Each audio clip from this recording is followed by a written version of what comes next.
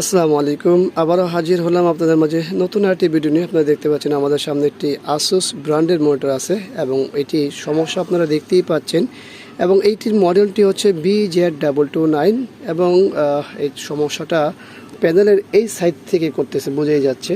তো প্যানেলে আসলে এই সাইড থেকে করলে নিচের দিকে সমস্যা শুরু হয়, এরপরেই হলো পুরোটা প্যানেলই শুরু করে। তো যাই হোক, এটার মূল সমস্যা হলো প্যানেলে। আমরা চেষ্টা করব যতটুকু ইনফরমেশন আপনাদের মাঝে শেয়ার করা যায় অবশ্যই ততটুকু জানাবো। তবে একটি লক্ষ্য করার বিষয় হলো যে এই প্যানেলটিতে কোনো সিগনেচার নেই, কারণ হচ্ছে এটা দোকানদারের কাজগুলোতে আমাদের আসলে নর্মালি সিগনেচার থাকে না। তো চলুন মনিটরটি খুলি, তারপরে দেখি এখানে কি আছে মনিটরে। ওই যে বরাবরের মতো আপনারা দেখতে পাচ্ছেন HDMI VGA DC পোর্ট, আর তেমন কোনো কিছুই নেই। আর এখানে তো দেখতেই পাচ্ছেন ওর কত ভোল্ট, ব্র্যান্ড সব কিছু উল্লেখ করা হচ্ছে, মডেল এই যে দেখুন VZ229HE, ঠিক আছে। আর এখানে 19 ভোল্ট DC 2.1 এম্পিয়ার। তো যাই হোক, আমরা ব্যাকপার্টটি খুলি তারপরে দেখি। তো এই হলো ব্যাকপার্টটি খোলা। ব্যাকপার্ট খোলার পরে যা দেখতে পাচ্ছি সেটা একেবারে স্বাভাবিক, কারণ হচ্ছে এতটুকু ধুলাবালি এটা তো থাকাটা স্বাভাবিক, বরঞ্চ এটা না থাকাটাই অস্বাভাবিক।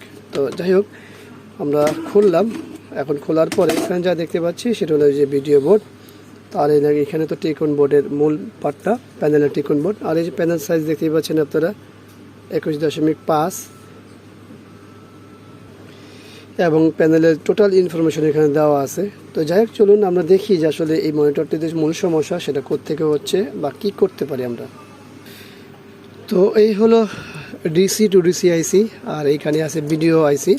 তো আমরা এটা খুললাম, কারণ হচ্ছে আপনারা জানেন যে এটা যেহেতু প্যানেল শর্ট, আমাদের DC টু DC আইসি কতটুকু গরম হয় সেইগুলো দেখতে হয় আমাদের। তো এই যে আমাদের আইসি, আমরা চলে যাই দেখি ওখানে কি আছে। এই দেখুন ছবি আসলো, নো সিগন্যাল, এবং ডাটাও আসছে। ডাটা আসার পরে কি হচ্ছে, ওই যে কাঁপুনি শুরু। তো এটা হলো মূলত শর্টের লক্ষণ। আমরা আমাদের যে আইসিটি আছে সেখানে একটা হাত দিব, আগুন হয়ে যাচ্ছে, আগুন। মানে কারণ যে এটা ধরে রাখা যায় না, যদি টেম্পারিং মেশিন থাকতো, টেম্পার মাপার, তাহলে বুঝতে পারতেন যে এটা কী পরিমাণ গরম হয়। তো আমাদের প্যানেল শর্ট, আর এইগুলো গরম হওয়ার পরে এই ডিসি আইসি গরম হলে মানে অনেক কিছুই গরম হবে। যা আছে এখানে দেখবেন সব কিছুই, যে আমাদের যে ড্রাইভার কয়েলটা আছে না, এটা মনে করেন আগুন হয়ে যাবে। তো এই একটা বিষয় লক্ষ্য করা, সেটা হলো যে এই আইসি গরম হওয়ার অর্থই কিন্তু এই নয় যে আইসি খারাপ, আবার এই ড্রাইভার গরম হওয়ার অর্থই নয় যে ড্রাইভার খারাপ। ও আল্লাহ। তো যাই হোক, আমরা চেষ্টা করব কতটুকু হয় দেখি। এই পাশেও সব গরম হয়ে যাচ্ছে। টোটালটাই প্যানেল শর্ট হলে এরকমই হয়, সব গরম হয়ে যায়, মানে আপনি বুঝতেই পারবেন না যে কোনটা দেখবেন আর কোনটা সারবেন। তো যাই হোক, আমরা চেষ্টা করি কি হয় না হয় আপনাদেরকে জানাবো। তো থাকুন, ভিডিওটি অবশ্যই লাস্ট অংশ দেখবেন। আমরা এটাতে অনেক সময় দিয়েছি, সময় দেওয়ার পরে কিছু রেজাল্ট বের করেছি। আর অনেকে এখনই চিন্তা করতেছেন যে এখানে আসলে কি কাজ করেছি। সর্বপ্রথম বলে রাখি ভাই, আইসি গরম হলেই কিন্তু আইসি চেঞ্জ করবেন না, কারণ এই আইসি কোনো সমস্যা হয় না। মানে এই সমস্যার ক্ষেত্রে আইসি সমস্যা হয় না এমনটা বলবো না, কিন্তু এই সমস্যার ক্ষেত্রে এই আইসি দায়ী না। বা ড্রাইভার কয়েলটাও পাল্টাবেন না, বা এই ধরনের কোনো কাজগুলো করবেন না। এই সমস্যাগুলো সাধারণত যারা টেকনিশিয়ান আছে তারাই বুঝবে, কোনো ইউজার বুঝবে না। তো যাই হোক, আমরা পাওয়ার দিব, তারপর দেখব। এই হলো পাওয়ার দেওয়ার সাথে সাথে অবশ্যই আমরা ভিজিয়ে কেবলটিও দিব। আমরা এরপরে ডিসি টু ডিসি আইসিতে হাত দেব। আমাদের কি কাট অন হয়েছে, এই দেখুন আমাদের পাওয়ার চলে আসে, তার অর্থ আমাদের এই মোটরটি অন হয়েছে। তো আমরা ভিডিও বোর্ডে ডিসি টু ডিসি আইসিতে হাত দিই। দেখুন এখন কিন্তু আমি হাত দিয়ে রাখছি, কোনো সমস্যা নেই, আমার হাত স্বাভাবিক। কারণ একটা আইসি যতটুকু গরম হওয়ার ততটুকু হলে হাত দিয়ে রাখা যায়, কোনো ব্যাপার না। আর তখন কিন্তু এখানে হাত দিয়ে রাখা যাচ্ছিল না গরমের কারণে, ঠিক আছে। তো চলুন আসলে আমরা দেখি এখন মনিটরটা কী অবস্থা। আমাদের মনিটর তো ওকে হয়ে গেছে। তো আমরা একটু জাস্ট দাঁড়া করে নিই। তো আমরা মনিটরটি ঘুরিয়ে নিলাম। আমরা কিছু সময় চালাই, আমরা কোনো ব্রাউজার ওপেন করি বা অন্য কিছু করি, দেখি যে আমাদের মূল আর কোনো সমস্যা আছে কিনা।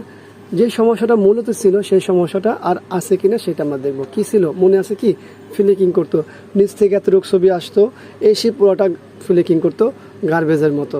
তো এখন কি সেটা আছে? নেই, কারণ আমাদের মূল কাজটি আমরা করে ফেলছি এবং আমাদের কাজ করার পরে এটা সমাধানও হয়েছে।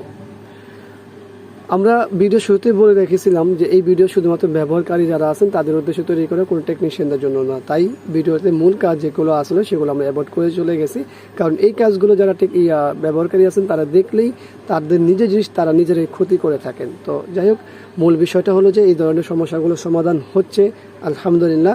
আশা করবো আপনাদের ভালো লাগবে। ভিডিওটি ভালো লাগলে অবশ্যই লাইক করবেন, কমেন্টস করবেন, শেয়ার করবেন, আর অবশ্যই আমাদের এই চ্যানেলটি সাবস্ক্রাইব করবেন, পাশে থাকা বেল বাটন চাপ দিয়ে রাখবেন। আবারও দেখাবো অন্য কোনো বিষয় নিয়ে। আজকে আমাদের এখানে বিদায়।